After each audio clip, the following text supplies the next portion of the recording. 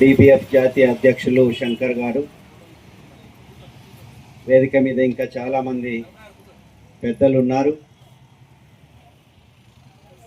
అలాగే వేదిక ముందు ఉన్న పెద్దలు, మిత్రులారా,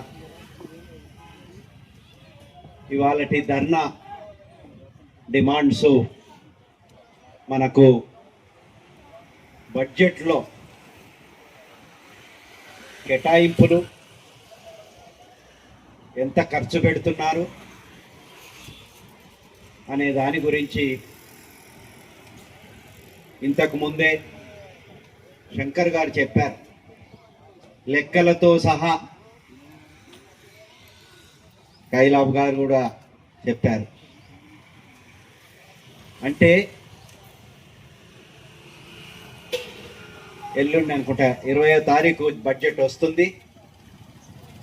బడ్జెట్లో కేటాయించాలనేటానికి ఒక పోరాటం. ఎస్సీ ఎస్టీ సబ్ ప్లాన్ గురించి ఎన్నో పోరాటాలు చేసి కనీసం జనాభా దామాషా ప్రకారం బడ్జెట్ కేటాయించాలని ఎంతో పోరాటం చేయగా ఇవాళ కేటాయిస్తున్నారు 40,000 కోట్లు. అంటే కేటాయించిన దాన్ని మళ్ళీ ఖర్చు పెట్టట్లేదు. అంటే ఇది దాదాపు ప్రపంచంలో ఎక్కడ ఉండదు అనుకుంటా. అంటే చట్టసభలే నిర్ణయాలు తీసుకొని ఇంత కేటాయించాలని వాళ్ళే చెప్పి వాళ్ళే బడ్జెట్ డాక్యుమెంట్లలో రాసి మరి దాన్ని ఎందుకు ఖర్చు పెడతలేరు? ఇదొక పెద్ద ప్రశ్న. ప్రత్యేకంగా భారతదేశంలో ఇదొక పెద్ద ప్రశ్న.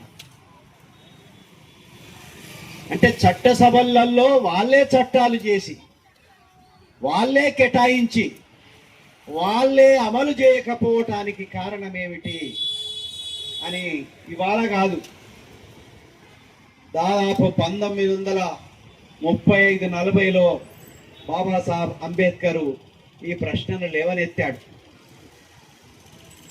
ఈ దేశంలో ఉండే బ్యూరోక్రసీ ఎవరు? ఈ దేశంలో ఉండే రాజకీయ నాయకులు ఎవరు? వాళ్ళకి ఒక సెక్యులర్